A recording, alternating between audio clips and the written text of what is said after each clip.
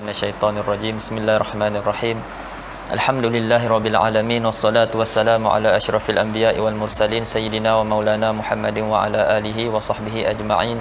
Subhanaka la ilma lana illa ma 'allamtana innaka antal alimul hakim. Rabbi shrah li sadri wa yassir li amri wahlul 'uqdatam min lisani yafqahu qawli. Allahumma inni a'udzubika an adilla aw udal aw azilla aw uzal أو أظلم أو أظلم أو أجهل أو يجهل علي ولا حول ولا قوة إلا بالله العلي العظيم ولا حول ولا قوة إلا بالله العلي العظيم ولا حول ولا قوة إلا بالله العلي العظيم أما بعد. Baik, insya-Allah pagi ini kita akan baca matan Al-Ajrumiyah. Matan Ajrumiyah. Matan ni makruf lah. Dan kita pun pernah baca sebelum ni matan Al-Ajrumiyah dengan syarah dia Tuhfatus Saniyah. Cuma kali ni kita nak muzakarah balik. Kita nak muzakarah dan kita akan cuba habiskanlah dalam beberapa mungkin berapa belas kelas. Cuma kita akan baca matan sahaja. Kalau sebelum ni kita baca Tuhfatus Saniyah, cuma kali ni kita akan baca matan. Jadi akan syarah sendirilah. Dan semua syarah tu insya-Allah ada dalam kitab dan antum boleh tengok. Baik. Jadi hari ini sebagai permulaan sahaja, dan untuk pengajian yang akan datang nanti kita akan set lain lah. Ni kita nak ambil tafa'ul lahir Rabu. Jadi kita mula untuk hari ini, dan juga hari ini maknanya nahwu dan juga fiqh. Lepas tu nanti kita akan tengok balik, kita akan susun baliklah pengajian ni pada hari apa. Baik. Jadi kalau orang yang mengaji bahasa Arab, matan ni makruf lah. Model matan Al-Ajrumiyah. Matan ataupun muqaddimah Al-Ajrumiyah.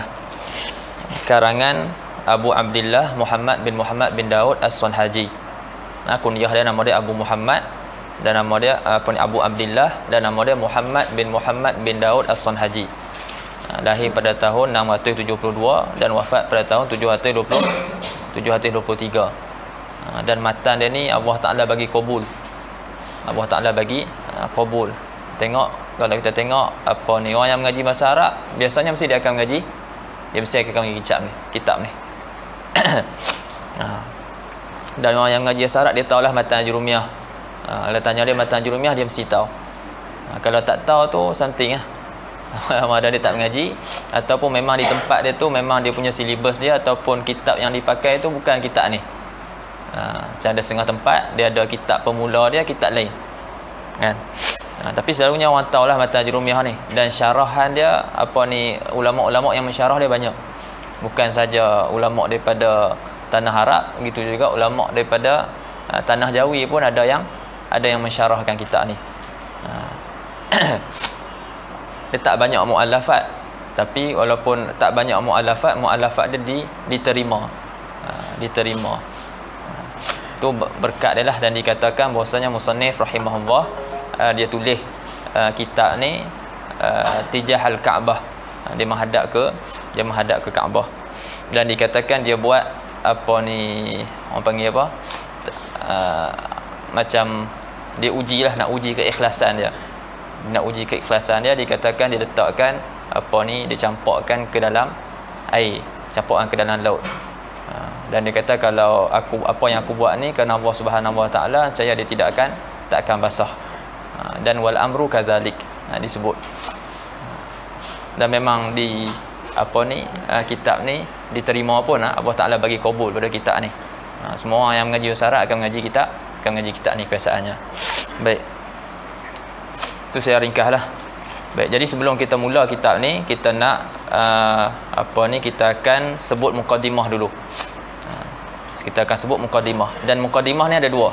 Al-muqaddimatu muqaddimatan. Muqaddimah ni ada dua, satu nama dia muqaddimatul ilmi dan satu nama dia muqaddimatul kitab. Muqaddimatul kitab yang biasa kita tengok depan-depan kitab tu, iaitu kata-kata musannif ataupun kata-kata muallif rahimahullah. Bismillahirrahmanirrahim. Alhamdulillah wassalatu wassalamu ala Rasulillah. Amma ba'. Lepas tu dia bagi tahu apa yang mendorong dia tulis kitab tu dan sebagainya. Itu dinamakan muqaddimatu al-kitab. Dan apa yang nak sebut ni dinamakan muqaddimatul ilmi. Satu lagi muqaddimah dinamakan muqaddimatu al-ilmi, ataupun dikenali juga dengan mabadi' asyarah. Dikenali dengan mabadi' asyarah. Ya, tiap-tiap ilmu dia ada mabadi' asyarah. Kalau kita mengaji ilmu tauhid, ada mabadi' asyarah bagi ilmu tauhid. Ilmu mantik ada mabadi' asyarah bagi ilmu mantik. Ilmu fiqh ada mabadi' asyarah bagi ilmu mantik. Ataupun kita kata sebagai pengenalan awal lah. Pengenalan awal sebelum kita masuk dalam suatu ilmu tersebut. Di situlah kita akan berkenalan dengan nama ilmu ni. Ilmu ni apa nama dia? Apa perbahasan dia? Siapa yang mula-mula menulis? Apa takrif dia? Apa hukum mengaji dia? Kemudian apa samarah dia? Apa faedah mengaji kitab ni? Mengaji ilmu ni. Jadi dinamakan sebagai muqaddimatu al-ilmi, ataupun dikenali dengan mabadi' asyarah. Yang mana Syekh Sabban dia himpunkan mabadi' asyarah ni dalam tiga bait. Disebut makruf. Kalau biasa yang saya biasa dengar disebut inna baba di kulli fannin asyarah al-haddu wal mawdu'u thumma samarah. Dia kata apa Muhammad Sayyidina Muhammad, dia kata sesungguhnya mabadi' ilmu tu ada 10. Al-haddu ta'rif, wal mawdu' lepas tu was samarah, 3. Had dia iaitu ta'rif, lepas tu mawdu' dia perbahasan dia, lepas tu samarah dia punya buah faedah daripada mengaji ni. Wa fadluhu wa nisbatun wa wal wadi', kelebihan dia, kemudian dia punya nisbah dia, nisbah ilmu ni, kemudian wadi', orang yang mula-mula menulis ilmu ni, satu ilmu tu. Lepas tu walismul istimdadu hukmu syari', nama, lepas tu apa dia tadi, nama, 7 kan, 7 nama, lepas tu istimdad, tempat ambilan dia apa, lepas tu hukum syarak mengaji, kemudian masailun wal ba'du bil ba'di iktafa wa man dara jami'a hadza syarafa. Lepas tu masail yang ke-10.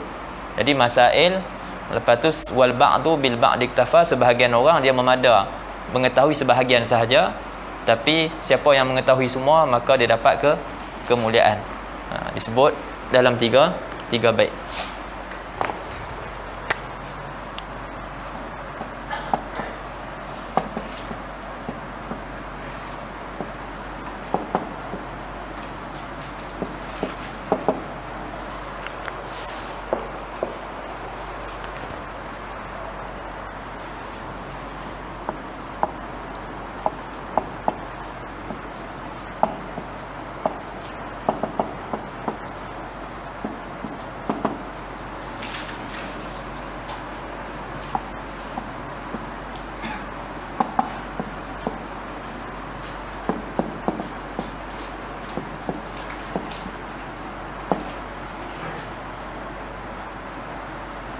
Fadluhu wa nisbatun wal wadi' wal ismu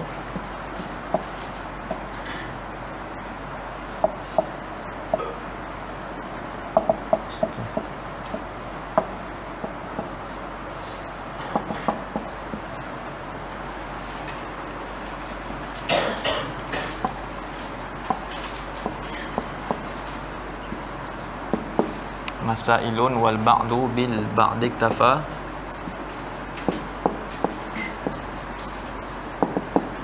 wa man dara al jami'a haza asy-syarafa.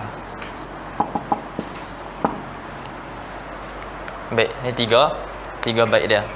Inna baba di kulli fannin asyarah, al-haddu 1, ta'rif, wal mawdu' 2, samarah 3. Lepas tu wa fadluhu wa nisbatun wal wadi', lepas tu nama dia, al-ismul istimdadu hukmu asy-syari', 9. Lepas tu masail 10. Ini dinamakan sebagai mabadi' asyarah. Wal ba'du bil ba'di iktafa, dan sebahagian orang memada dengan sebahagian yang lain. Yani wa ba'dun nas iktafa bil ba', ada sebahagian orang dia memada dengan sebahagian mabadi' sahaja. Sebab ulama kata yang penting sekali antara yang dia kena perlu tahu had, maudhu' dan juga samarah. Had, maudhu' dan juga samarah, iaitu apa takrif ilmu ni, kemudian apa dia punya perbahasan dia, kemudian apa dia punya samarah dia. apa buah daripada faedah kita mengaji ilmu ni. Jadi kita akan tengoklah, kita pun tak ambil semua, kita akan ambil sebahagian. Ataupun maksud wal ba'du bil ba'di iktafa ni, maksud dia sebahagian orang wal ba'du iktafa bi ba'dil masail. Ihtimal dua. Sama ada kita kata sebahagian orang memada dengan sebahagian mabadi' asyarah, ataupun sebahagian orang memada dengan sebahagian masail. Maknanya dia tak mengetahui ke semua masail, tapi sebahagian masail yang ada dalam ilmu tu.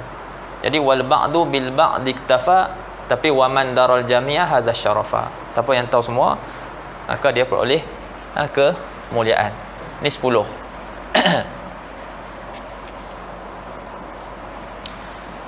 Baik, jadi kita nak ambil sebahagian antaranya 3 yang atas tu lah.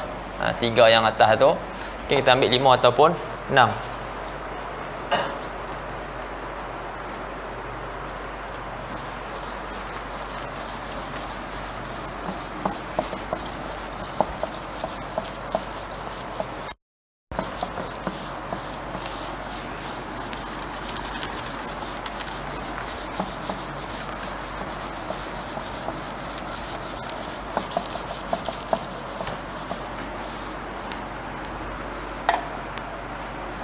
Baik, jadi yang pertama sekali apa dia had dia? Yang ni takrif dia. Yang ni takrif ilmu nahwu. Ilmu yang kita nak mengaji ni nama dia ilmu nahwu. Baik, kemudian apa takrif dia? Jadi takrif dia pada lughah ada beberapa makna. Pada lughah ada dengan makna an-nahwu.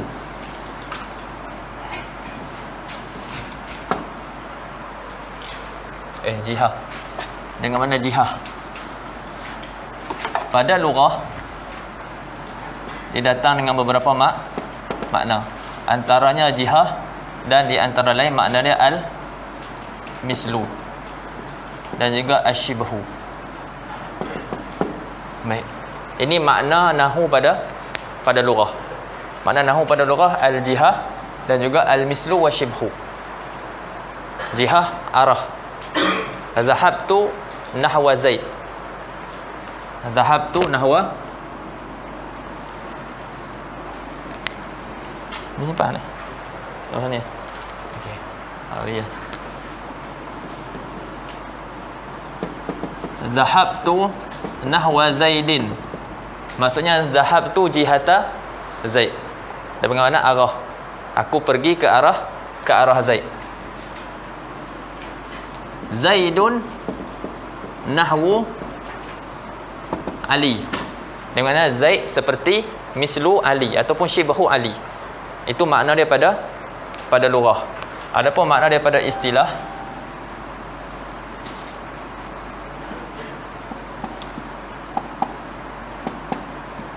iaitu ilmun bil qawaidi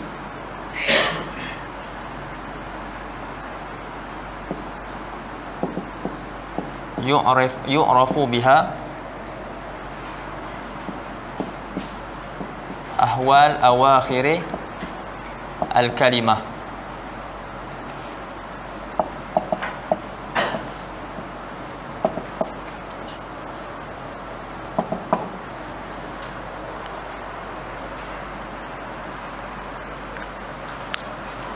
Jadi pada istilah dengan mana ilmu tentang kaedah, tentang kaedah-kaedah diketahui dengannya, dengan kaedah ni, dengan kaedah yang kita akan mengaji nanti, kita akan mengetahui ahwal awakhiril kalimah, akhir-akhir kalimah, ketika mana kalimah tu tersusun. Jadi Zaid, kalau kita kata Zaidun, kita tak susun apa-apa lagi, jadi kita tak boleh nak hukum lagi. Faham tak? Kita tak boleh hukum Zaid ni, kita tak tahu hal dia jadi apa, mubtada ke, dia jadi khobar ke, ataupun dia jadi mansub ataupun majrur. Kita tak boleh hukum lagi, waktu tu tawakuf dulu. Tapi bila dia dah tersusun, kita kata Zaidun qaimun, waktu tu kita barulah kita boleh hukum. Kita kata Zaid mubtada, qaimun khobar. Oh.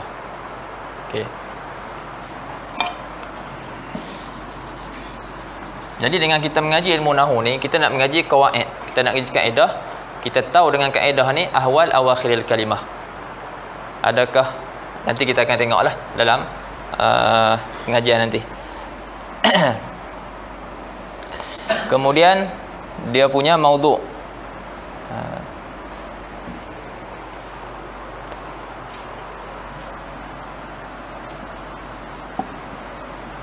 Itu ada tambahan minal i'rab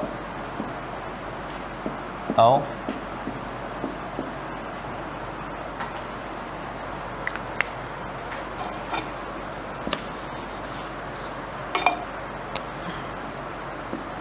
wal bina. Okey.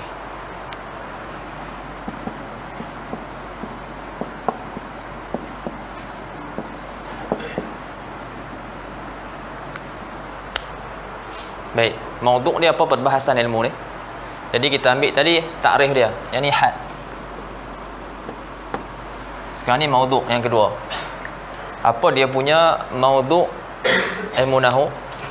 Jadi maudhu' ilmu nahwu, perbahasan ilmu nahwu, kita akan bahaskan kalam Arabi, kalam Arab. Jadi tiap-tiap ilmu ada perbahasan dia. Jadi dengan perbahasan inilah yang membezakan sesuatu ilmu dengan satu ilmu yang lain. Kalau kita tengok maudhu' ilmu tib apa dia? Badan manusia. Itu maudhu' ilmu tib. Kalau maudhu' ilmu fiqh, perbuatan-perbuatan mukallaf. Itu yang diperbahaskan. Perbuatan-perbuatan mukallaf.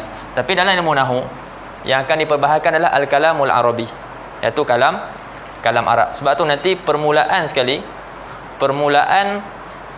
pengajian kita akan masuk awal sekali bab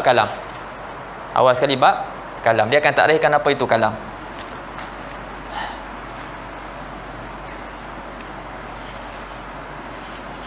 Maudhu', lepas tu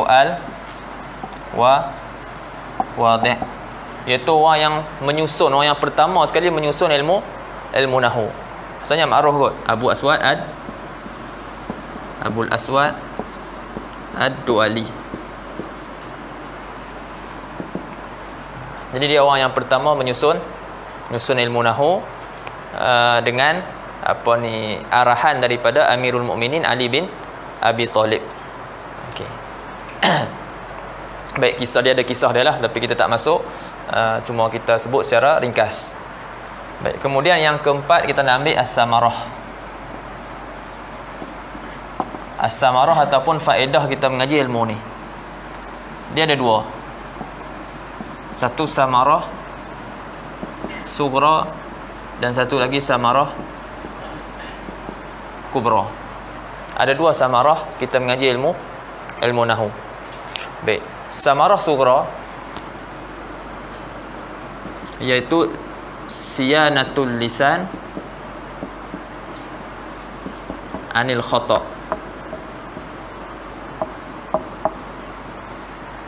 Siyanatul lisan anil khata' fi kalamil Arab. Baik. Dia punya faedah dia, ada faedah kecil dan ada faedah besar. Jadi faedah kecil dia, kita dapat memelihara lidah kita daripada tersilap ketika mana kita bertutur dalam bahasa Arab. Ini samarah sughra. Adapun samarah kubra,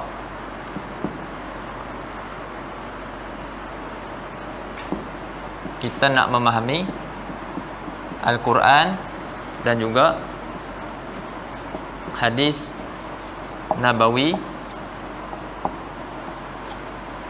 fahman sahihan. Ini samarah kubra.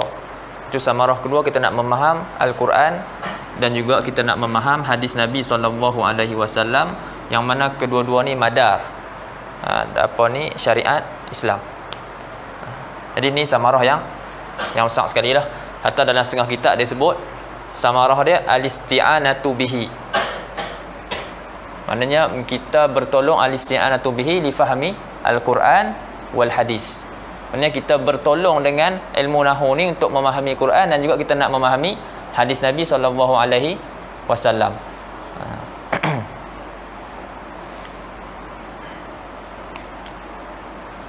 Baik. Ini samarah kubra. Ini yang penting sekali lah. Ini yang penting sekali. Bila kita mengaji ilmu nahwu, kita tahu kita apa ni, orang tu cakap salah ke orang tu cakap betul. Baris dia letak salah ke baris dia letak betul. Dia baca tu salah ke dia baca tu betul. Dengan kita mengaji ilmu nahwu, dengan mengaji qawaid. Sebab apa baris bawah, sebab apa baris atas. Jadi kita akan tahulah nanti yang sebab dia mubtada, sebab dia khabar, sebab sebelum dia ada huruf jar dan sebagainya. Jadi kita tahu dengan kaedah-kaedah yang kita akan mengaji nanti. Itu satu. Jadi kita dapat memelihara, dengan tahu kaedah tu kita dapat memelihara lisan daripada tersilap fil kalamil arab.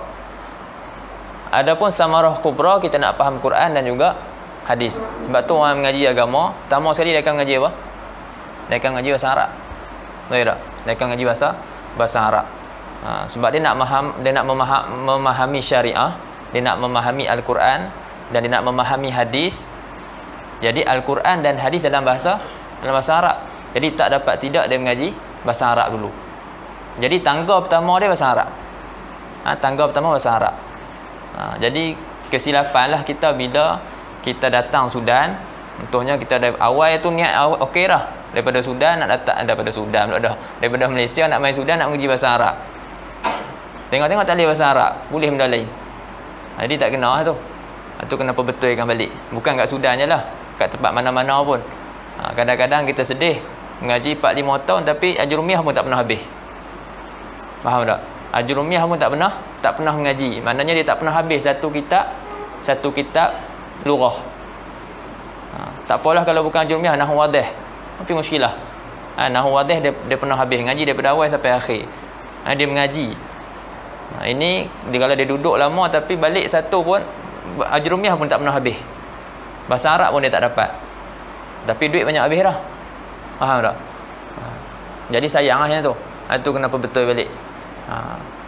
Itu satu tak pernah habis. Itu belum faham lagi. Habis satu cerita, faham lain pula. Faham tak? Jadi kadang-kadang baca pun tidak, lepas tu faham pun tidak. Ataupun baca tapi tak faham. Jadi ini penting lah. Kita pula nak cakap Quran, kita nak cakap hadis, yang mana Quran dan hadis bahasa Arab. Tapi kita tak cuba dapatkan hak ni. Kita tak dapatkan kunci dia untuk faham Al-Quran dan juga faham hadis Nabi SAW. Bahasa Arab untuk faham Quran dan juga faham hadis. Jadi ingat yang ni lah. Mungkin yang ni boleh bagi kat kita semangat. Kata aku nak faham Al-Quran ni, tiap-tiap hari aku baca, tapi aku tak faham. Jadi maknanya kalau orang dia fikir lah, berapa tahun dah, puluh tahun dah aku baca ni, aku tak faham lagi. Jadi aku nak faham Quran, aku nak faham hadis. Jadi dia tahu bahasanya samarah ilmu ni, faham Quran dan faham hadis, jadi bagi semangat. Dia mula-mula yang susah. Mula-mula susah, lepas tu senang. Macam mana selalu sebut sebelum ni, dikatakan ilmu nahwu ni awalnya singa, akhirnya bunga. Awal singa, akhir bunga. Tapi kalau ilmu fiqh dia terbalik. Awal bunga, akhir singa. Nak bagi tahu mula-mula susah, tapi lepas tu senang lah. Nahwu ni mula-mula susah, tapi di akhir nanti semua senang lah pula. Tapi fiqh beza pula. Mula-mula senang, masuk lagi kita makin ngaji lagi susah. Dia berkait dengan usul fiqh, dia berkait dengan qawaid fiqhiyah, patuh khilaf dan sebagainya. Kalau nahwu tak, dia mula-mula aja susah tapi lepas tu senang. Jadi kitab-kitab lain pun tak susah lah. Tak susah mana. Baik. Kemudian satu lagi, hukumu asy-syari'. Hukum syara'. Apa hukum mengaji ilmu ni? Jadi hukum mengaji ilmu ni fardu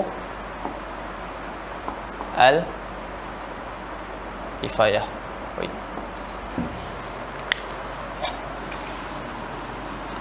Fardu kifayah.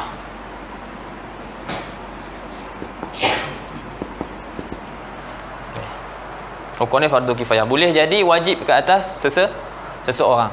Kat tempat tu tak ada orang, dia seorang aja ditaklifkan untuk mengaji. Jadi di sisi dia wajib. Di sisi dia wajib. Okey, bismillah.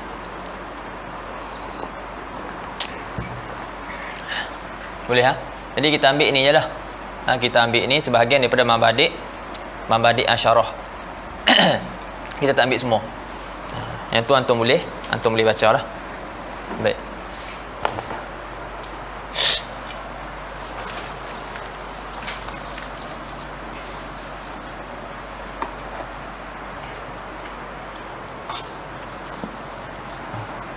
Okey. Allah Akbar.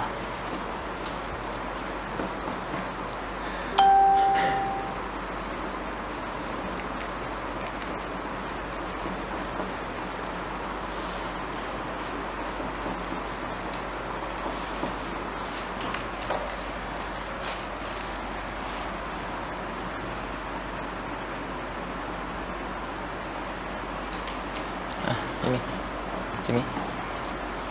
Sini. Allah Akbar.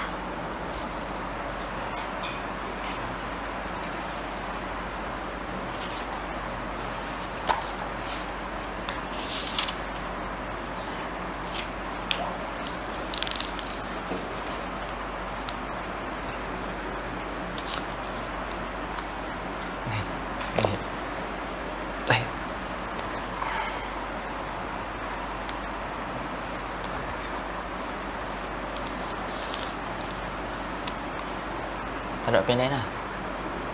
Pen lain tak ada. Tak ada. Pen lain tak ada. Pen lain tak ada.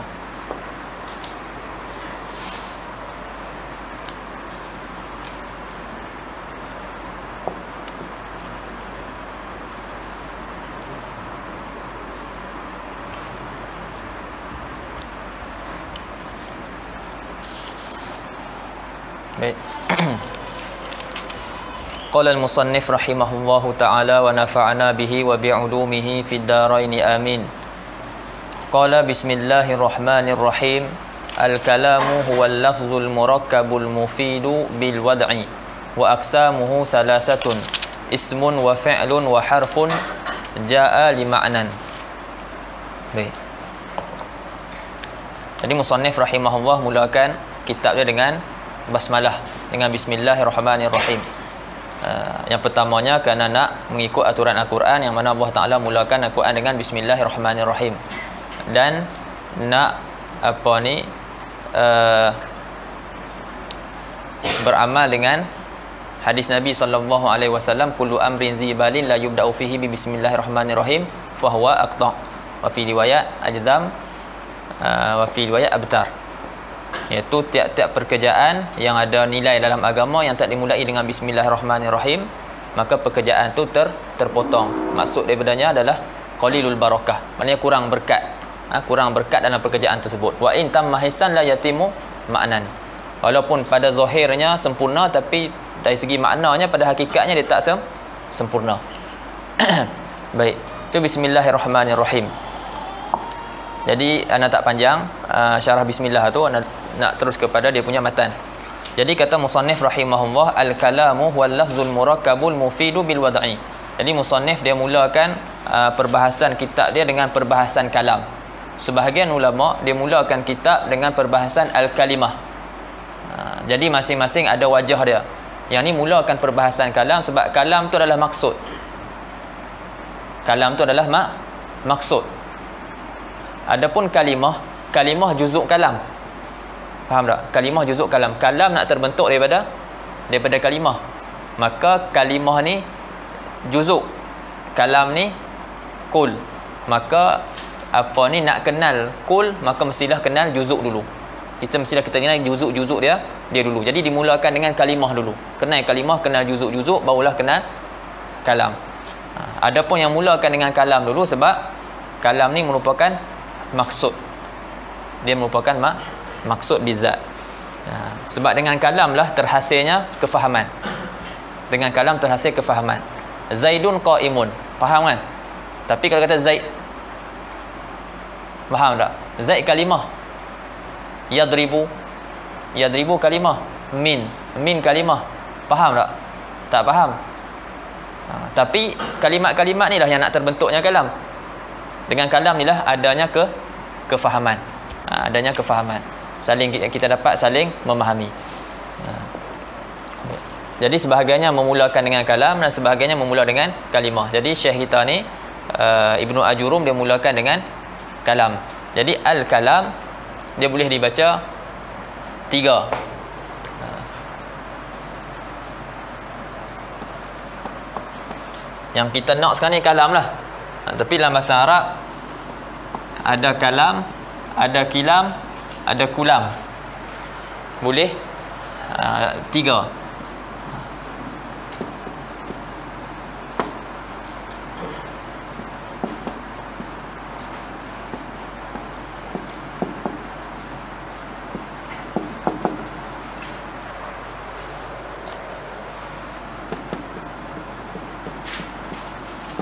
Makna berbeza. Baik. Al-kulam dengan dom, dengan mana al-ardus su'bah, ataupun kita kata tanah yang gersang, yang tidak menumbuhkan tumbuhan. Adapun bil kasri dengan mana al-jirahat, kita kata luka. Adapun bil fathi, yang ni yang kita nak bahaskan pada hari ini, iaitu al-kalam. Apa maksud kalam pada lugah dan juga pada istilah. Yang kita nak ni bil fathi. Baik. Jadi al-kalam pada lugah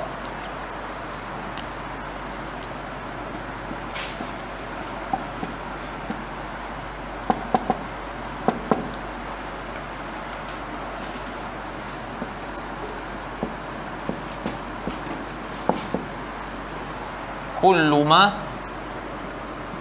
afada. Tiap-tiap yang memberi faham dinamakan kalam.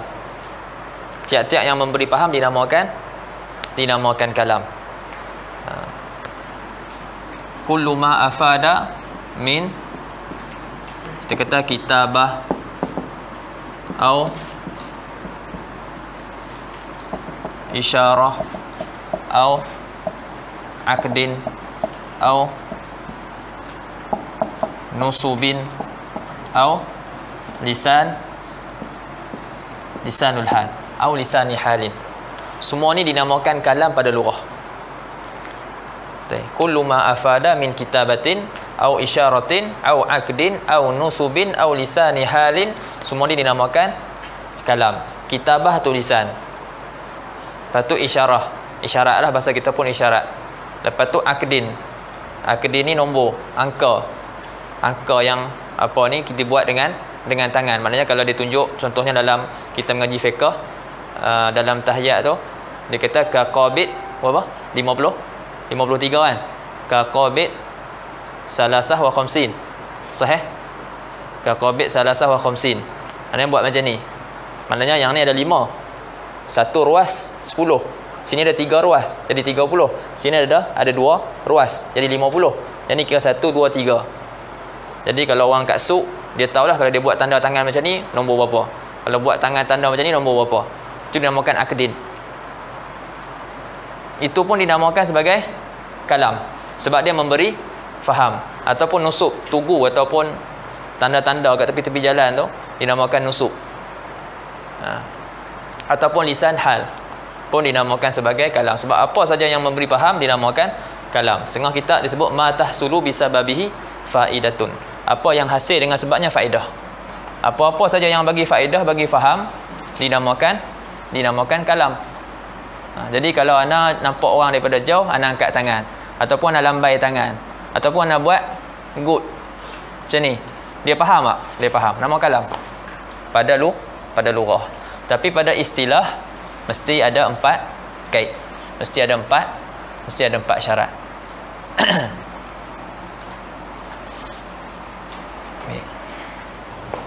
Kadang. Bismillah.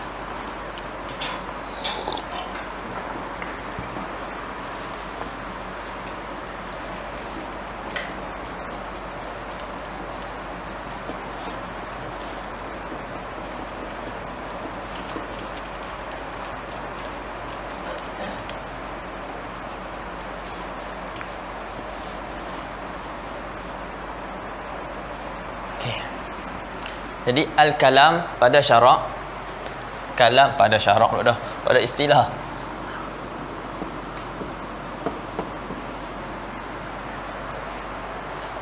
seperti mana disebutkan oleh musannif, al-kalam huwal lafzu al-murakkabu al-mufidu bil wad'i. Jadi ada empat perkara lah yang kita akan bincangkan. Yang pertama al-kalam wal lafzu, lepas tu al-murakkab, lepas tu al-mufid, kemudian bil wad'i. Jadi kalam di sisi istilah nahwiyin, di sisi istilah ulama nahu, seperti mana yang disebut oleh Ibnu Ajurum di awal matan dia, al-kalamu wal lafzul murakkabul mufidu bil wad'i. Jadi kita akan bahas satu-satulah apa makna lafaz, apa makna murakkab, apa makna mufid, dan juga apa makna bil wad'i. Baik. Jadi al-lafzu dengan makna makna daripada lughah dengan makna ar-ramyu wat tarh. Ar-ramyu wat tarhu pada lughah. Kalau kita sebut dalam bahasa Arab, lafazatir raha ad-daqiqah.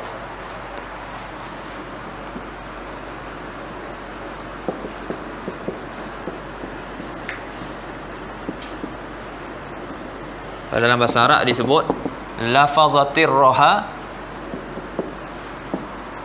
ad-daqiqah. Raha ni pengisar.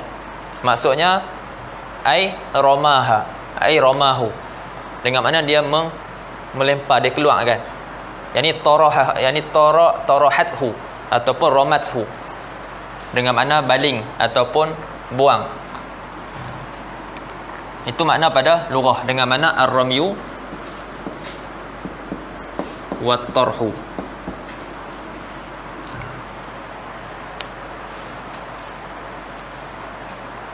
Baik. Itu pada lughah. Adapun pada istilah, lafaz adalah as-saut, as-sautu al-mushtamilu ala ba'dil huruf al-hijaiyah.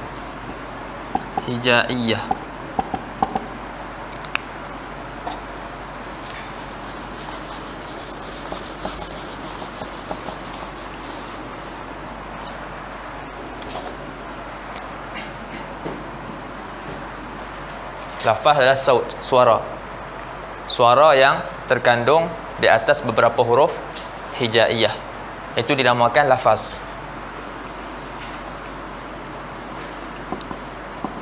Zaidun qaimun. Kalam ke tak kalam? Zaidun qaimun. Kalam ke bukan kalam? Kalam. Zaidun qaimun kalam. Betul. Zaidun qaimun, selagi mana anda tak lafazkan, dia tak dinamakan kalam. Faham? Selagi mana tak dinamakan, anda tak lafazkan, dia tak dinamakan kalam. Dia hanya sekadar kitabah.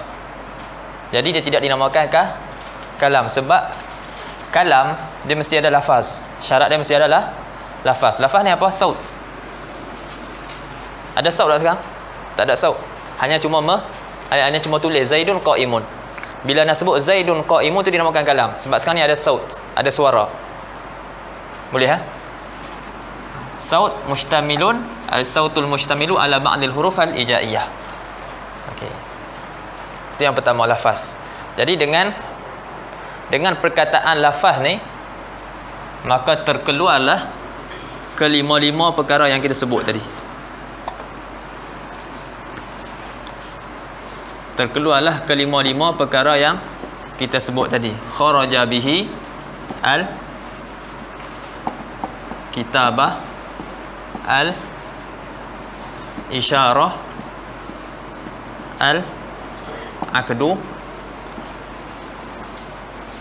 an-nusub, dan juga lisan al-hal. Dengan kata lafaz ni terkeluar ke lima-lima ni. Jadi kelima-lima ni tak dinamakan sebagai kalam. Kitabah tak dinamakan kalam, isyarah tak dinamakan kalam, akad tak dinamakan kalam, nusuk tak dinamakan kalam, lisanul hal pun tidak dinamakan kalam. dengan kata lafaz. Okey. Boleh cakap ni. Baik, kemudian yang kedua, al-murakkab. Apa maksud murakkab? Apa maksud murakkab?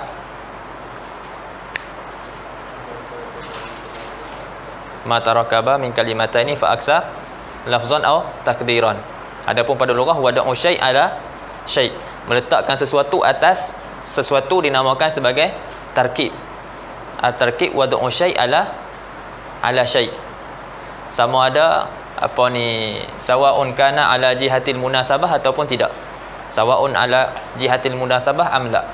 Itu pada lughah. Letak sesuatu atas satu, nama dia tarkib, susun.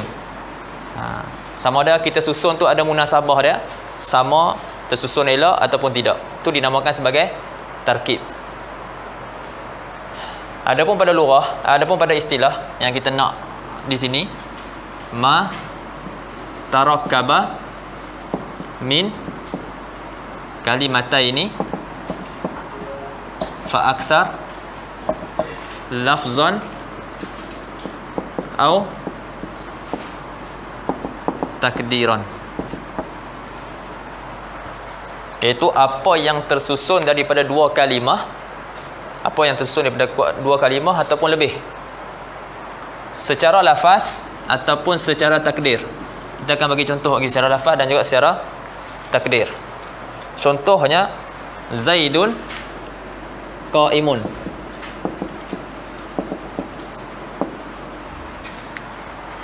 Ada berapa kalimat kat sini? Dua kalimat, Zaid dan juga qaim. Tersusun kan? Tersusun. Bagi faham tak? Bagi faham. Ada syarat mufid, ada syarat bil wada'i. Bila nak sebut ada saut. Zaidun qaimun. Maka cukup tak syarat kalam? Cukup syarat kalam. Zaidun qaimun dinamakan kalam. Okey. Ini tersusun daripada dua kalimat ataupun tersusun daripada lebih daripada dua kalimat. Ji'tu minal masjidi. Ada berapa kalimat sini? Ada berapa kalimat? Ada apa? Ada 4. Apa dia? Fa'il, satu fi'il fa'il, lepas tu huruf, lepas tu isim. Okey. Jadi ada 4. Ada 2 isim, 1 fa'il, satu huruf. Jadi murakkab. Lepas tu bila disebut ada saut, lepas tu mufid, lepas tu bil wada'i. Maka dinamakan sebagai kalam. Dinamakan sebagai kalam. Dan murakkab di sini murakkab pada lafaz. Murakkab lafzan. Okey. Dan di sana ada pada takdir. Pada lafaz kita sebut tak sampai pun 2 kalimat, tapi pada takdir sampai 2 kalimat. Boleh faham? Contohnya,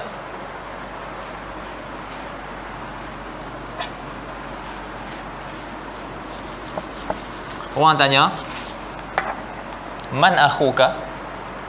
Orang tanya, man akhuka?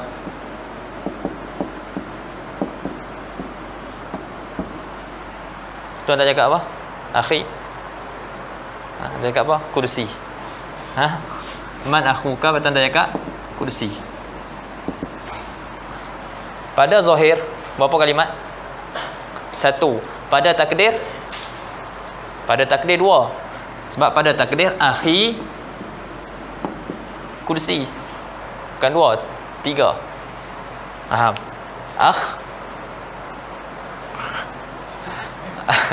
Domer, domer ni dan juga kursi. Ada 3. Pada takdir 3.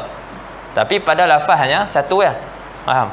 Sebab tu kita kaitkan lafzan atau takdiran. Tersusun tu sama ada pada lafaz, maknanya yang kita sebut ni memang sampai 2 ataupun lebih pada 2. Ataupun pada takdir kita sebut tak sampai pun 2, tapi bila takdir ada 2 ataupun lebih.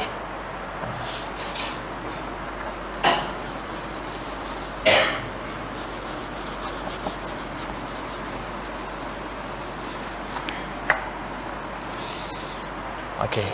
Jadi dengan kalimah murakkab terkeluarlah kharaja bihi al-mufrad. Dan terkeluar dengan perkataan ni kata ulama al-a'dad al-masrudah.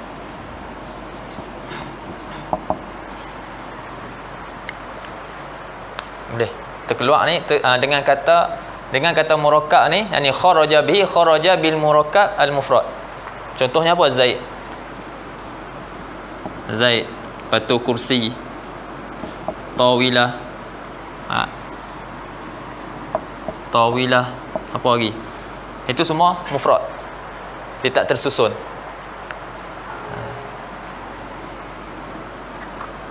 Dan al-a'dad al-masrudah. Al-a'dad al-masrudah. Kita duk kira tu.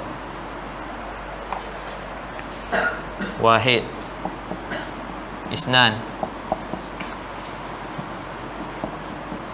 salasa, arba'ah. Contoh. Kita duk kira tu, tu namakan al-a'dad al-masrudah. Nombor-nombor yang dibilang. Maksud al-masrudah al-khaliyah minal isnad. Maksud al-masrudah al-khaliyah minal isnad, iaitu yang kosong daripada isnad. Sebab sekarang ni kita tak sandarkan nombor tu kepada sesuatu. Yang ni kita akan tengoklah. Tapi yang tu faham dah lah, yang tak mengaji lagi tak faham lagi lah apa makna isnad. Jadi yang dah mengaji dia faham apa makna isnad. Isnad ni kita akan tengok nanti merupakan salah satu alamat apa? Alamat isim. Salah satu alamat isim.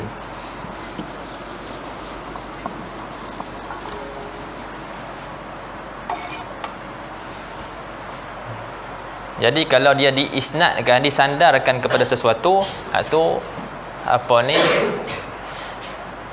Dia kalam. Contohnya hadza wahid. Hadza wahidun. Jadi mubtada khabar. Di situ ada isnad. Nanti kita akan tengok nanti apa makna isnad. Baik, yang ketiga al-mufid. Faham sini? Jadi kata-kata murakkab ni terkeluar dengannya mufrad dan juga al-a'dad al-masrudah. Yang ketiga al-mufid. Al-mufid walladhi yahsunu sukutul al-mutakallim alaih. Ini makna mufid.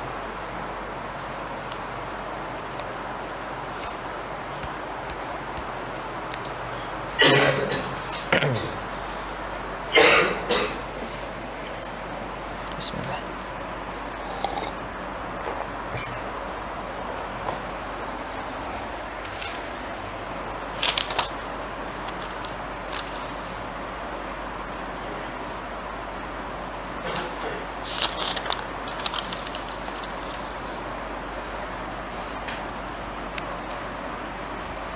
Okey, yang ketiga al-mufid. Syarat kalam, lafaz, murakkab, mufid.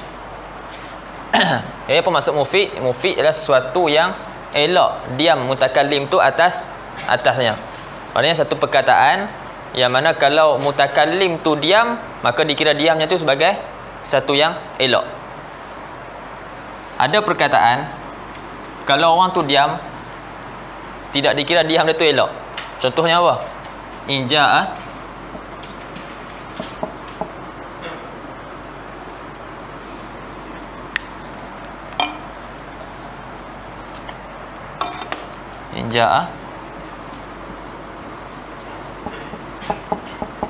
hafizin, tu diam. Senyap. Jika fizin datang, itu senyap. Jadi orang ni duk tunggu-tunggu apa yang akan terjadi bila fizin datang. Bagi pakat-pakat senyap. Jadi diam tersebut tidak dikira sebagai sesuatu yang elok. Yang ni la yahsun. Yang ni la yahsunu sukutul mutakallim alaih. Faham? Yang ni la yahsunu sukutul mutakallim alaih. Sebab dia ghairu mufid. Dia tak memberi faham. Sebab orang tak faham apa yang akan berlaku. Kalau hafizin datang, apa akan berlaku? Maka dia sebut in ja'a hafizin haraba adnin. Contoh. Jadi okey, orang dah faham. Jadi waktu tu jadikah? Jadi kalam. Tapi kalau berhenti dekat ni, jadi ayat tu jadi ayat tergantung. Jadi dia tidak dikira sebagai mufid sebab dia tidak memberi faham. Okey. Jadi terkeluar dengan perkataan ghair dengan perkataan mufid, kharaja bihi ghair al-mufid wa huwa arba'ah. Jadi terkeluarlah perkataan ataupun sesuatu yang tidak memberi faham, dan dia ada 4.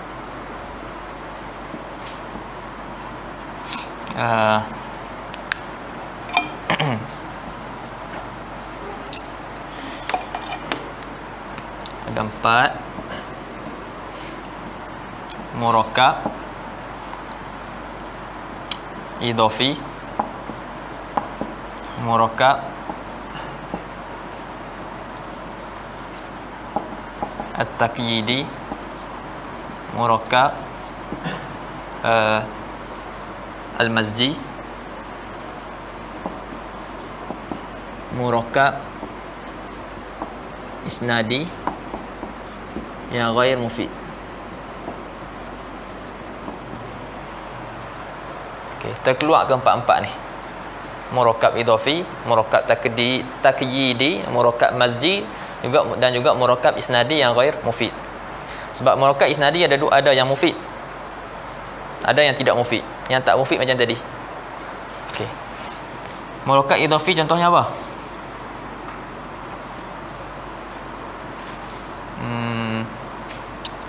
Contohnya Abdullah. Murakkab idhafi. Murakkab maknanya tersusun mudhaf dan juga mudhaf ilaih. Faham? Yang ni murakkab, yang ni sebelum dia jadi alam. Kalau dia jadi alam, dia masuk kat sini. Dikira sebagai satu nama, dia dikira sebagai mufrad. Ataupun kita kata sayyaratu Zaidin. Sayyaratu Zaidin. Senang. Kereta Zaid. Dia tersusun daripada mudhaf dan juga mudhaf ilaih. Bagi faham tak mufid tak? Tak mufid. Kalau kita kata sayyaratu Zaidin jamilatun, itu mufid. Tapi sekarang ni tak mufid. Sayyaratu Zaid sahaja.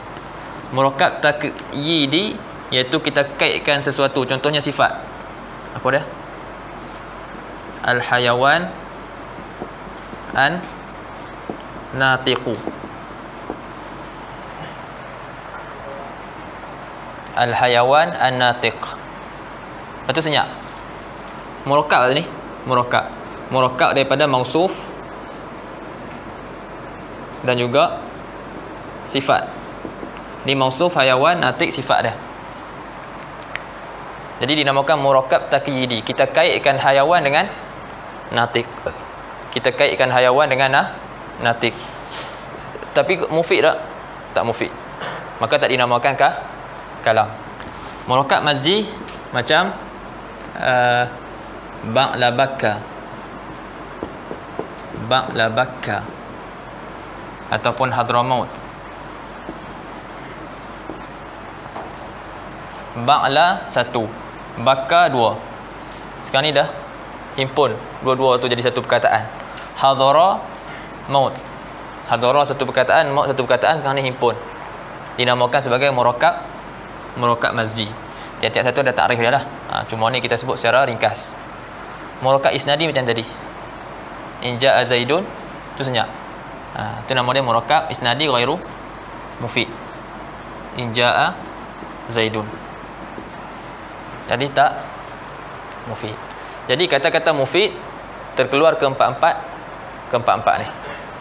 Keempat-empat murakkab ni.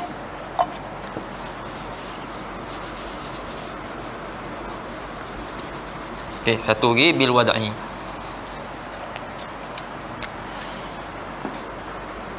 Okey. Di sini ada dua tafsiran. Di sini ada dua tafsiran. Ada yang mentafsirkan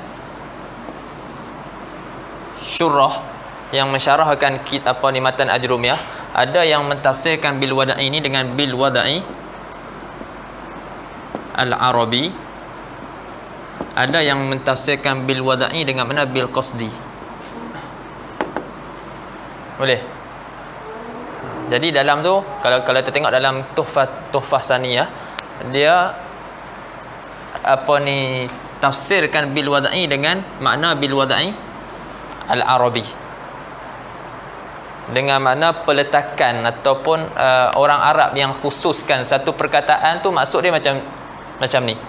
Contohnya, Zaidun qaimun. Zaid berdiri. Apa kita faham kat sini? Perkataan Zaidun qaimun, kita Zaid adalah seorang yang berdiri. Kita faham subutnya qiyam kepada Zaid. Dalam qaim ada makna apa? Qiyam. Dalam qaim ada makna qiyam. Dalam perkataan qaim ada makna qiyam, ada makna berdiri. Dan qiyam ni sabit pada Zaid. Qiyam ni sabit pada Zaid. Jadi daripada perkataan ni orang akan faham apa? Subutul qiyam li Zaidin. Betul tak? Orang akan faham sabitnya berdiri bagi Zaid bila kita dengar Zaidun qaimun. Sekarang ni kita faham sabitnya qiyam bagi Zaid ni, kita faham daripada kalimat yang diletakkan ni ke? Ataupun kita faham memang kita faham daripada asal kalimat yang diletakkan? Maknanya kalau dia cakap Zaidun qaimun macam ni, orang Arab cakap, maksudnya dia nak bagi tahu subut qiyam bagi Zaid. Ataupun kita faham dengan wasitah akal. Faham tak? Sebab di sini kenapa ada khilaf? Di sini ada khilaf, ada yang tafsirkan bil wad'il arabi, ada yang tafsirkan dengan bil qasdi. Sebab khilaf ni berlaku disebabkan ada khilaf yang selain. Sebab tu berlaku khilaf sini. Okey, tak apa, sebelum ana syarah yang tu, kita ambil satu dululah, kita ambil yang ni. Ian akan sebut pasal itu. Berkenaan dengan khilaf tu. Okey. Kita ambil satulah. Yang dalam kitab Tuhfatus Saniyah dia tafsirkan dengan bil wada'i al-arabi. Maksud bil wada'i ni, bil wada'i arabi dengan mana lafaz-lafaz yang digunakan tersebut apa ni, dia punya maksud dia kaunul alfaz, kaunu alfaz al-musta'malah, kaunul alfaz al-musta'malah minal alfaz allati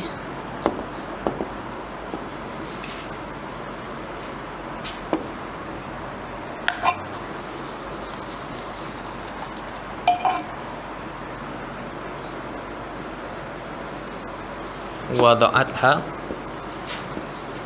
al-Arab. Ini keadaan lafaz-lafaz yang digunakan itu adalah daripada lafaz-lafaz yang diletakkan oleh orang Arab. Ini makna bil wada'i al-arabi.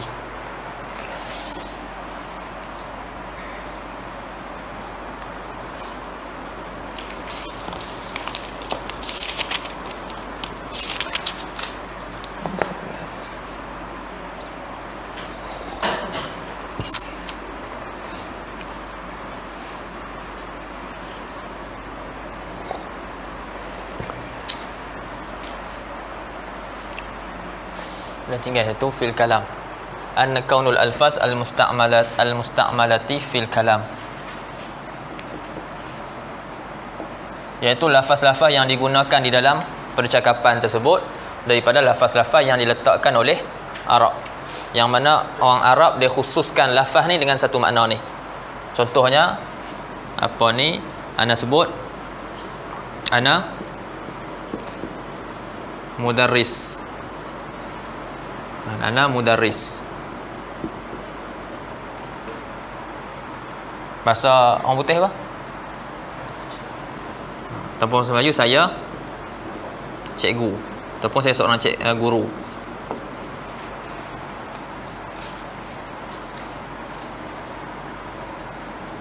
Salah apa? Betul? Betul ya? Betul ya? Okay. Jadi sekarang ni anak cakap saya cikgu, sama tak mana ada ana mudaris? I'm teacher, sama tak ana mudaris? Tapi dinamakan bahasa Arab tak? Tak dinamakan bahasa Arab. Sebab bahasa Arab tak guna saya untuk merujuk kepada ana. Tapi dia mengatakan ana merujuk kepada saya, diri dia. Bahasa orang putih pula dia pakai I merujuk kepada ana, tapi Arab dia tak pakai. Jadi ini tidak boleh dinamakan sebagai kalam Arab. Ini tidak dinamakan sebagai kalam. Dan ini di sisi para nahwiyin tidak dinamakan sebagai kalam. Alanya murakab dah. Lafaz, mufid, tapi syarat ni tak ada. Maknanya Arab tak pakai aim. Tak pakai I untuk merujuk kepada ana, dan dia tak pakai teacher untuk merujuk kepada mudaris. Tapi dia guna lafaz ana menggunakan lafaz mudaris. Ini maksud lafaz-lafaz yang digunakan pada kalam tu daripada lafaz-lafaz yang diletakkan oleh orang Arab, yang dikhususkan oleh orang Arab. Lafaz ni maksud dia begini. Lafaz ni maksud dia begini. Dia faham? Faham? Okey.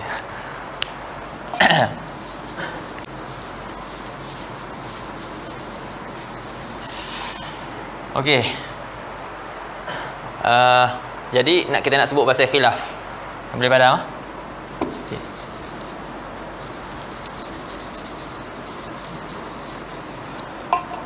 Kenapa berlaku khilaf ni? Ada yang tafsirkan bil wada'i dengan bil wada'il arabi, ada yang tafsirkan dengan bil qasdi. Yang ni untuk yang dah ada asas lah, dah pernah mengaji dah sebelum ni. Okey. Jadi berlaku khilaf pada mentafsirkan bil wada'i sebab berlakunya khilaf pada dalalatul kalam.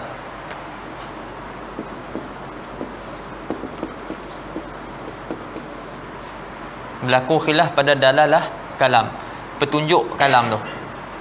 Adakah dalalatul kalam dalalah wada'iyah ataupun dalalatul kalam tu dalalah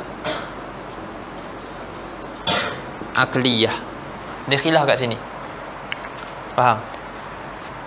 Yang mengatakan dalalatul kalam sebagai dalalah wada'iyah, dia tafsirkan bil wada'i dengan bil wada'il arabi. Yang mengatakan dalalatul kalam adalah dalalah akliyah, dia mentafsirkan bil wada'i dengan bil qasdi. Dia khilaf dia di sini. Daripada khilaf sini berlakulah khilaf pada mentafsirkan bil wada'i. Jadi macam kalam yang anda sebut tadi, ana zaidun qaimun, kalam tak ni?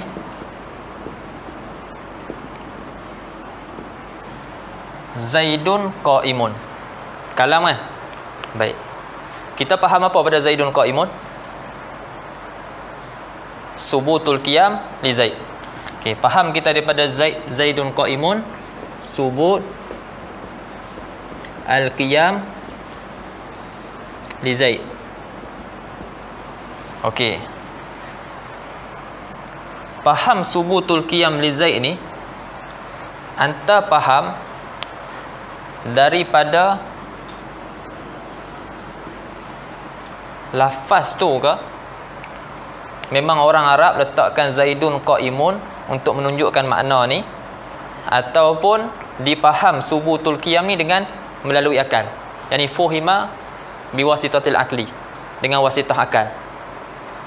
Faham tak? Maknanya bila dia sebut zaidun qaimun, akal kita dapat faham subutnya qiyam bagi zaid.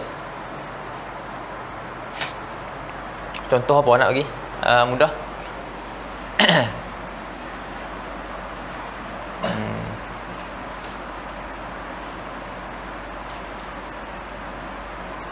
Sebab kalau dalam mantik, siapa pernah mengaji mantik, dia akan jumpalah benda ni. Dalalah wada'iyah, ada dalalah akliyah, ada dalalah tab'iyah. Ada 3 bentuk dalalah. Kan? Jadi dalalah wada'iyah itu kita faham daripada lurah tu sendiri. Faham tak?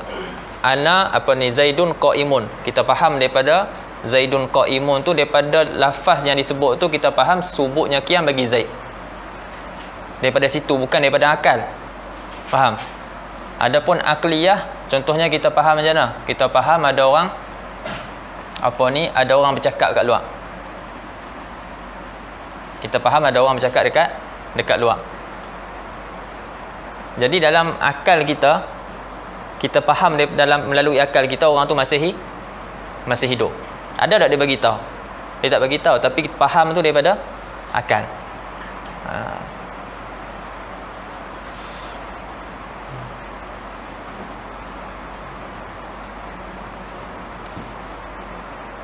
Dia ada dalil, dia ada madlul, lepas tu dia ada dalalah.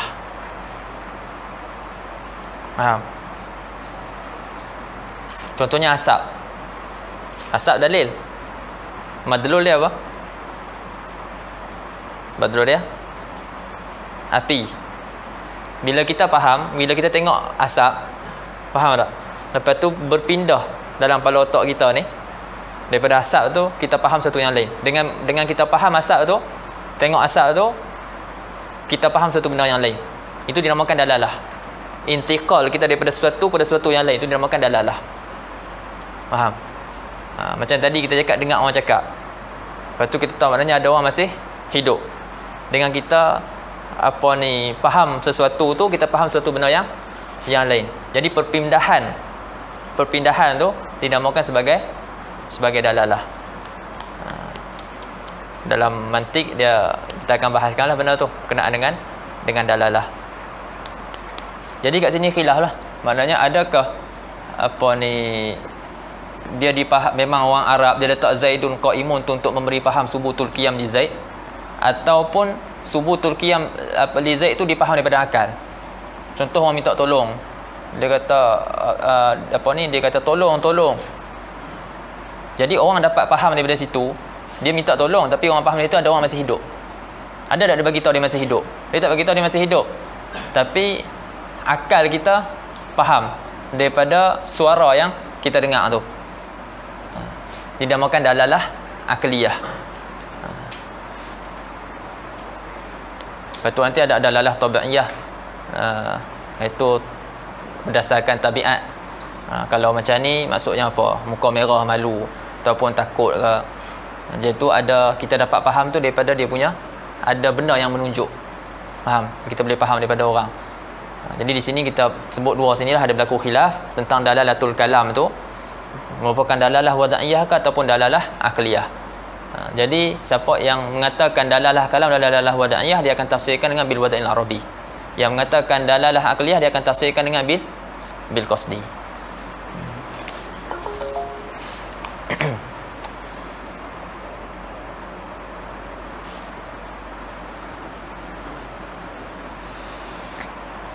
Baik.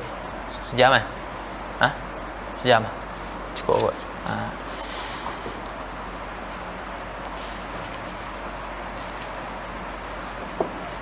Jadi inilah kalam di sisi ulama nahwu. Bila sebut kalam di sisi ulama nahwu ni maksud dia al-lafzul murakkabul mufidu bil wada'i. Sebab kita kata kalam di sisi ulama nahwu, sebab nanti kalam di sisi ulama kalam lain pula maksud dia. Kalam di sisi ulama fiqh lain pula. Kalam di sisi ilmu-ilmu yang lain maksud dia lain. Sebab tu kita panggil nama istilah. Istilah. Ini istilah fuqaha, istilah mutakallimin. Ini istilah nahwiyin. Jadi ada dia punya istilah. Maknanya kesepakatan mereka meletakkan kalam ni, apa maksud dia. Jadi inilah maksud dia. Kalam ni dan mesti ada 4 syarat ni ataupun 4 kait ni, iaitu lafaz, murakkab, mufid dan juga bil wada'i. Dan selepas ni dia akan sebutkan juzuk-juzuk yang terbinanya kalam, iaitu isim, fa'il dan juga huruf. Juzuk-juzuk yang terbina kalam, isim, fa'il dan juga huruf. Lepas tu apa alamat isim, apa alamat fa'il, apa alamat huruf. Lepas tu barulah masuk perbahasan i'rab. Bahasan i'rab, lepas tu masuk bahasan fa'il, lepas tu ada nawasib, ada jawazim, lepas tu disebutkan marfu'at, mansubat, lepas tu majrurat. Habis ya? Senang kan? Senang. Itu je. Tengoklah kalau kita cuba susun nanti, susun bagi nampak dia punya jelas. Maknanya perbahasan dalam ilmu nahwu. Ini wallahu alam. Ada soalan?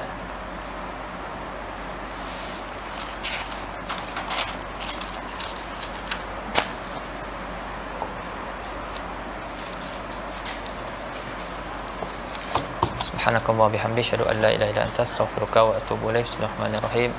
Wal 'asr innal insana lafi khusr illa alladhina amanu wa amilus solihati wa tawassaw bil haqqi wa tawassaw bis sabr.